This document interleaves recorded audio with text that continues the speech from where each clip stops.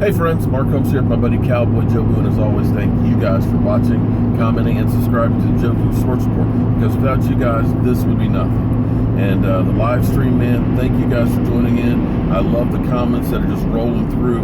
Getting Law Nation and other guest hosts and stuff on the show has been great, and we're going to continue to do a lot more of that. Now, what I want to talk to you guys about is free agency, because what always happens is you hear about the big splashes, and you hear about how this team has really helped themselves. They're going to be the monster, the off-season champion, as I like to call them. But guys, relax. Take it easy. Take a deep breath. Because very rarely are those big-name free agent signings leading to a Super Bowl. It happens from time to time, but it's very, very rare. More times than not, it's a situation that puts a team in cap hell down the road. And more times than not, those big-name guys, 2 years later, are getting cut, and the team's left with a lot of dead money on the cap. So, hold it tight for just a minute, let the dust clear, and see what's going on. Because here's what you have to understand about free agency and free agents. Just because a guy had a fantastic season over here and his numbers look fantastic doesn't necessarily translate to that person being the perfect fit and doing that same thing on your team. Did the guy benefit from the guys that were around him? Did he benefit from the system? Did he benefit from not having to be the number one guy? Because when you're talking about paying a guy $10, $15 million, you're expecting him to be the number one receiver or your shut down corner. So those expectations are there, but they may not be that caliber of a player versus their contract. And unfortunately, Brandon Carr, he was never going to be able to live up to that money he was paid as basically a shutdown corner. It just wasn't going to happen. The next thing you have to look at is, did the person play lights out in a contract year? What was his body of work before that season? Because you'll see a guy that does really, really well that contract year, and then all of a sudden, his numbers just drop off. And the old saying that Doc Walker always has is, it's hard to be hungry when your refrigerator's full. And sometimes when guys get paid, they're not, going into that pile like they used to. They're getting alligator arms sometimes. So what you want to have is, you want to have a guy who's looking to get that big paycheck, who's looking for that contract year to get that massive, massive payday. The guy that's hungry. That's why I think a guy like Stephen Pia is a perfect fit right now.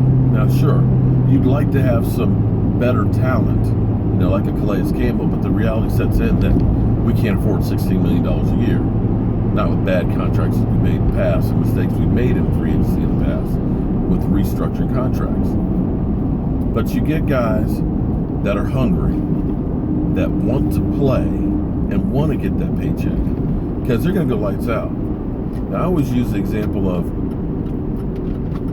Jason Hatcher. Jason Hatcher, a lot of people were screaming, we can't let this guy go. You got to pay the man, after that 11 sack season. Well, if you looked at it rationally, he was getting old. You look at his numbers from his previous years, he'd only had 28 sacks in his career, 11 of them being that last year.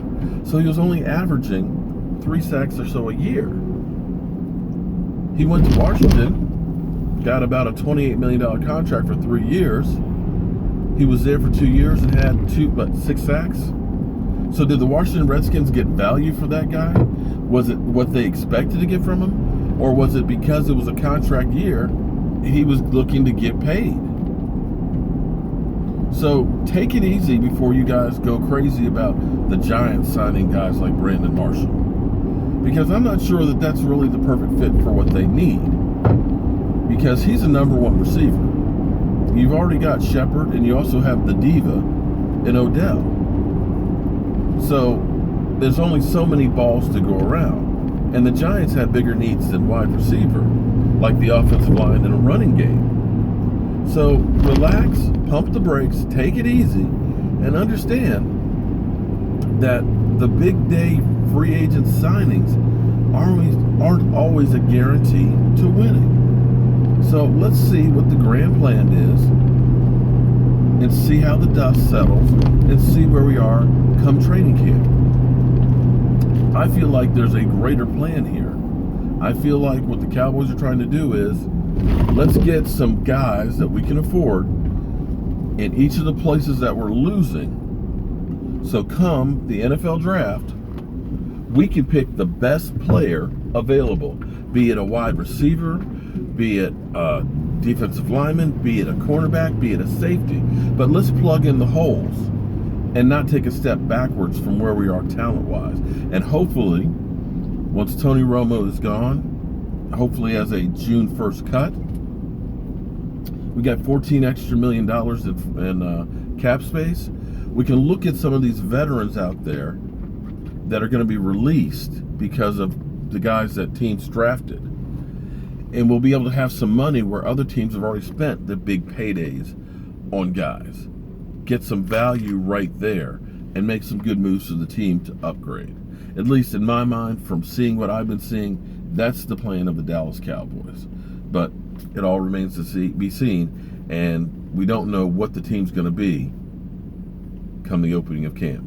So as always, friends, thank you for watching, subscribing, and commenting on the Jobu Sports Report. And if you haven't yet, click on the picture of Jobu and Sean Lee so that way you can be part of the Jobu Sports Report. Have a great day.